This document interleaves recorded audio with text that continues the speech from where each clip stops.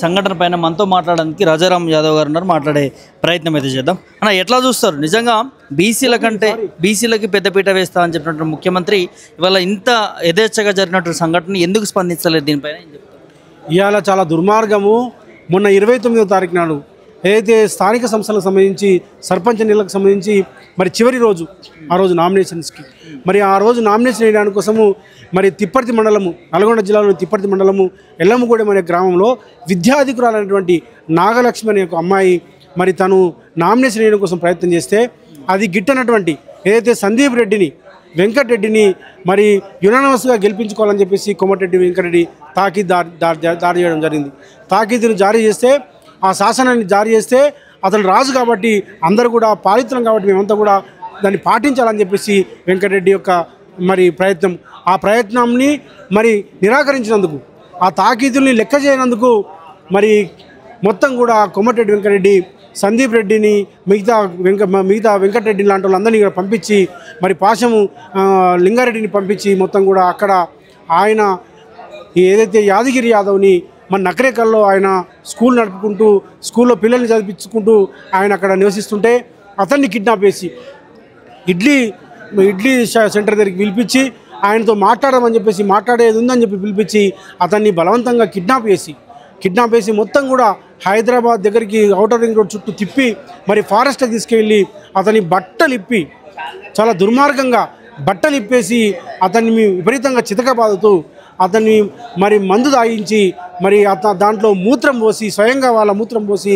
తాగిపిస్తూ అరే గొల్ల కుక్క, అరే నువ్వు మాకు వ్యతిరేకంగా నిలబడతావురా, ఇది మా రాజ్యం రా, మా వెంకటరెడ్డి కోమటిరెడ్డి వెంకటరెడ్డి మంత్రిగా కొనసాగుతున్నాడు, మా రేవంత్ రెడ్డి మా ప్రభుత్వం కొనసాగుతుంది, మా కాంగ్రెస్ పార్టీ, నువ్వు ఎట్లా పోటీ చేస్తావురా అని చెప్పేసి బిడ్డ నువ్వు ఖచ్చితంగా విడ్రా చేసుకో, లేకపోతే గతంలో విజయరెడ్డిని మేము హత్య చేసినాము, విజయరెడ్డి గతే నీకు పడుతుందని చెప్పేసి మరి తీవ్రంగా మరి దుర్భాషలు ఆడుతూ చిత్రహింసలకు గురి చేస్తూ బెదిరించడం జరిగింది.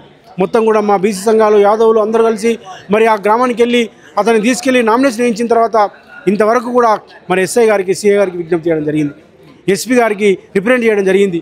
అతని మీద మరి దళితులు కూడా ఆయన భయప్రాంతకు గురి చేసిండు. ఇటు ఒకవైపు యాదగిరి యాదవ్ మీద దాడి చేస్తూనే మరొక వైపు దళితుల మీద కూడా అతను వాళ్ళని బెదిరియడం జరిగింది. మరి హత్యాయత్నం కేసు పెట్టాలని చెప్పేసి అటెండ్ మర్డర్ కేసు బుక్ చేయాలని చెప్పేసి ఏదైతే థ్రెటనింగ్ ఉందో అతని యొక్క అసభ్య భావజాలంతో అసభ్యంగా అతన్ని మరి ఘోరంగా బట్టలు ఇప్పి అతని మూత్రం తాగించిండో అవన్నీ కూడా కేసులు పెట్టాలని చెప్పేసి మొత్తం కూడా ఇంతవరకు ఎస్పీ గారికి విజ్ఞప్తి చేసినా ఇంతవరకు కోమటిరెడ్డి వెంకటరెడ్డి అంటోడు ఇంతవరకు అతని మీద కేసు పెట్టనీయకుండా ఆపడం జరిగింది. ఇలా అడుగుతా ఉన్నాను, ఇలా కాంగ్రెస్ పార్టీ ఇలా రేవంత్ రెడ్డి గారిని అడుగుతా ఉన్నాను, ఇట్లాంటి వ్యక్తి మీ మంత్రివర్గంలో ఉండడము మీకు ఎంత అవమానకరం ఒక్కసారి ఆలోచించండి. నిసిగ్గుగా మీరు అతన్ని మంత్రివర్గంలో కొనసాగుతున్నారు. మేము రాహుల్ గాంధీ గారిని డిమాండ్ చేస్తూ ఉన్నాం, మీరు ఏ పద్ధతిలో సామాజిక న్యాయం చెప్పి మాట్లాడతారు, ఎవరెంతుంటంత మాట్లాడతారు, ఆత్మగౌరవం మాట్లాడతారు. ఇలా అభినవ్ అంబేద్కర్ లాగా ముందుకొచ్చి నేనే అభినవ్ అంబేద్కర్ అని చెప్పేసి మాట్లాడతారు రాహుల్ గాంధీ. ఇలా నీ రాష్ట్రంలో ఏం జరుగుతూ ఉన్నది? ఒక బీసీ బిడ్డని ఒక యాదవ్ బిడ్డని మూత్రం తాగించే పద్ధతిలో ఇలా ఉన్నటువంటి పరిస్థితి ఉందంటే దీనికి ఇమీడియట్గా మీరు స్పందించాలని చెప్పేసి మేము రాహుల్ గాంధీ గారు డిమాండ్ చేస్తా ఉన్నాం. గతంలో కూడా చెరుకు సుధాకర్కు సంబంధించిన అంశం పైన కూడా కొన్ని వ్యాఖ్యలు మాట్లాడడం జరిగింది. అంటే ఒక మంత్రి పదవి చూసుకొని ఈ విధానాన్ని ఈ ధోరణిని ముందుకెళ్తున్నాడు. ఇవాళ కోమటిరెడ్డి వెంకటరెడ్డి ఒక తాగుబోతు, చదువురాని ఒక దద్దమ్మ, వీడు సిబిఐటి కాలేజీలో ఫస్ట్ బ్యాచ్, వీడు శంకర్ దాదా ఎంబీబీఎస్, వీడు 18 సబ్జెక్టులకి 15 సబ్జెక్టు ఫెయిల్ అయినాడు. సుంట, వీడికి చదువు రాదు, నాలుగు వస్తే అక్షరం రాదు వీనికి. వీడు అక్కడ డొంకీలు కొట్టి అప్పుడు డిటైన్ సిస్టమ్ లేదు ఇంజనీరింగ్లో పాస్ అయ్యి వచ్చిన తర్వాత యూత్ కాంగ్రెస్లో పట్టుకొని వీడు సిమెంట్ బస్తాలు అమ్మిండు, సూపర్వైజర్గా పనిచేసిండు. వీని కుటుంబం అడక్క తిన్నది. అట్లాంటి వాళ్ళు ఇలా కాంగ్రెస్ పార్టీలో పెట్టుకొని అధికారాన్ని అడ్డం పెట్టుకొని మెల్లమె ఇంతింత వట్టుడింత అన్నట్లుగా మెల్లగా ఎమ్మెల్యే మంత్రి అయ్యి ఇవాళ ఏ పద్ధతిలో వ్యవహరిస్తున్నాడు? గతంలో చెరుకు సుధాకర్ పట్ల ఎట్లా వ్యవహరించాడు? చెరుకు సుధాకర్ ఒక ఉద్యమకారుడు, ఇతను కాంగ్రెస్ పార్టీలో ఉన్నాడు ఆయన. అట్లాంటి వ్యక్తిని పట్టుకుని ఆయన కొడుకే ఒక సుహాస్ అనే ఒక డాక్టర్, ఆయన చాలా సౌమ్యుడు, అతనికి ఫోన్ చేసి ఏ రకంగా దుర్భాషలాడిండో నేను మాట్లాడలేను ఆ భాష. ఎందుకంటే మేము చాలా అనేక ఉద్యమాల నుంచి వచ్చినటువంటి వాళ్ళము. కేసీఆర్ గారి నాయకత్వంలో అంతకుముందు విప్లవోద్యమంలో మేము పనిచేసినటువంటి వాళ్ళము, తెలంగాణ ఉద్యమంలో కేసీఆర్ గారితో కలిసి పనిచేసినటువంటి వాళ్ళం, ఒక బ్రాడర్ మైండ్ సెట్ ఉన్నటువంటి వాళ్ళం మేము. ఆ రకంగా లాంగ్వేజ్ మేము మాట్లాడలేము. ఎందుకంటే ఆయన మాట్లాడితే మేము మళ్ళీ వెంకటరెడ్డి తల్లిని తిట్టాల్సి వస్తుంది. వెంకరెడ్డి భార్య తిట్టాల్సి వస్తుంది, వెంకరెడ్డి అక్క తిట్టాల్సి వస్తుంది. కాబట్టి మాకు కూడా అక్క తల్లులే వాళ్ళు, కాబట్టి మేము తిట్టలేం. ఆయనలాగా లకారము యకారం మేము మాట్లాడలేం. ఇక్కడ సొంత పార్టీ వాళ్ళు నల్గొండలో తిడుతున్నటువంటి పరిస్థితులు కూడా చూసాం. చూదే చెరుకు సుధాకర్ తిట్టిండు. ఇలా మొన్నటికి మొన్న కైలాస్ నేత అనే ఒక విద్యార్థి నాయకుడు, నేను విద్యార్థి చేసి అధ్యక్షుడు ఉన్నప్పుడు కేసీఆర్ గారికి మార్గదర్శకత్వంలో నేనే స్వయంగా ఆయనకు నియామక పత్రాన్ని ఇచ్చిన విద్యార్థి చేసి రాష్ట్ర అధికార ప్రతినిధిగా. ఆయన 10 సంవత్సరాలు పనిచేసి తెలంగాణ ఉద్యమంలో పనిచేసి 10 సంవత్సరాలు కాంగ్రెస్ పార్టీకి పనిచేసి ఇదే కోమటిరెడ్డి వెంకరెడ్డి గెలుపులో పనిచేసి ఇదే రాజగోపాల్ రెడ్డి గెలుపు కోసం పనిచేసి ఆ పిల్లోడు ఇలా కాంగ్రెస్ పార్టీ డీసీసీ అధ్యక్షుడైతే తట్టుకోలేకుండా ఇలా నువ్వు ఎట్లా పద్మశాలని పెడతావు, ఎట్లా కైలాస్ నేతను పెడతావు అని చెప్పేసి ముఖ్యమంత్రికి లెటర్ రాస్తాడు. ఇది కోమటిరెడ్డి వెంకరెడ్డి యొక్క నైజం. ఇది మొత్తం కూడా వీళ్ళంతా కూడా ఒక బలహీన వర్గాల వ్యతిరేక వైఖరిని కలిగి ఉన్నారు, ఒక దుర్మార్గమైన పద్ధతిలో కలిగి ఉన్నాడు. అంతకుముందు కూడా ఆయన మాట్లాడతాడు ప్రతిసారి, మేము తెలంగాణ కోసం నేను రాజీనామా చేసిన, వీడు తెలంగాణ కోసం రాజీనామా చేయాలి. ఆ మానేరు డ్యామ్ కాంట్రాక్ట్ వచ్చింది వీళ్ళకి. కాంట్రాక్ట్ వస్తే ఆ మొత్తం మానేరు డ్యామ్ అంతా కొట్టుకపోయింది నాణ్యత లోపం వల్ల కొట్టుకపోతే 600 కోట్ల రూపాయలు అప్పనంగా నాకు ఈమని కిరణ్ కుమార్ రెడ్డి మీద ఈయన ప్రెజర్ చేసిండు. నువ్వు సరిగా నాణ్యత లోపం ఉన్నది, సరిగా నువ్వు ప్రాజెక్ట్ కట్టలేవు, నీకు నేను డబ్బులు ఇవ్వ అని చెప్పేసి ఆయన కిరణ్ కుమార్ రెడ్డి నిరాకరిస్తే దానికి ఈయన ఈగో దెబ్బతిని నాకు డబ్బులు ఇవ్వమని చెప్పేసి కిరణ్ కుమార్ రెడ్డికి వ్యతిరేకంగా ఆ రోజు రాజీనామా చేసింది తప్ప తెలంగాణ కోసం కాదు. ఇంకో అంశం అన్న, ఇట్లాంటి పరిస్థితులు ఎన్నడూ చూడలేదు. మూత్రం పోసి తాగిపించడం అనేది. అంటే తెలంగాణలో ప్రజాస్వామ్యం ఉన్నదా లేదా? మరి ఎందుకు కాంగ్రెస్ ప్రజాప్రతినిధులు, ముఖ్యమంత్రి కావచ్చు, మంత్రులు కావచ్చు దీని పట్ల స్పందిస్తలేదు? నేనేమంటున్నా అంటే రాహుల్ గాంధీకి విజ్ఞప్తి చేస్తా ఉన్నాము.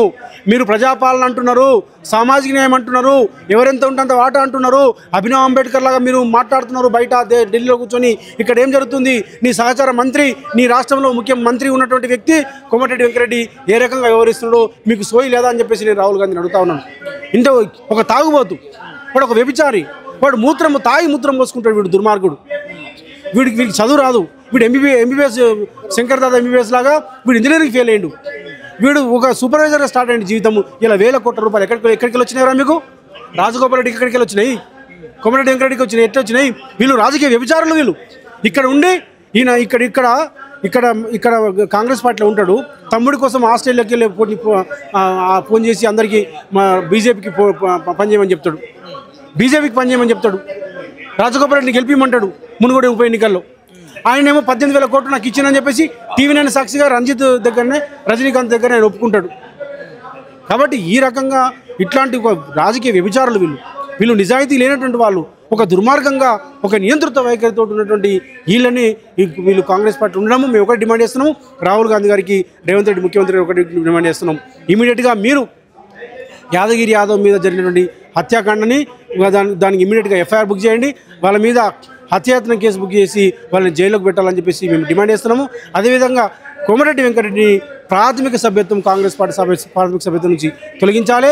తర్వాత ఆయన మంత్రివర్గం నుంచి బేషరతుగా బర్తరఫ్ చేయాలని చెప్పేసి, అందుకోసమే దీనికి నిరసనగా మీరు వాళ్ళ మీద కేసు పెట్టేంత వరకు, ఏదైతే సందీప్ రెడ్డి మిగతా మరి కోమటిరెడ్డి వెంకరెడ్డి అనుచరులు ఉన్నారో వాళ్ళ మీద హత్యాయత్నం కేసు పెట్టి వాళ్ళని జైల్లోకి పెట్టేంత వరకు, అట్లాగే ఇతన్ని బర్తరఫ్ చేసేంత వరకు, వెంకరెడ్డిని బర్తరఫ్ చేసేంత వరకు మేము పెద్ద ఎత్తున బీసీ జనసభగా, యాదవ్ సంఘాల తరఫున పెద్ద ఎత్తున, బీసీ ఐక్యవేదిక తరఫున అన్ని సంఘాలను కలుపుకొని పెద్ద ఉద్యమం చేస్తా ఉన్నాము. అందుకోసమే రేపు డిసెంబర్ 5వ తారీఖు నాడు మేము చలో ఎల్లమ్మగూడెం కార్యక్రమానికి పిలుపునడం జరిగింది.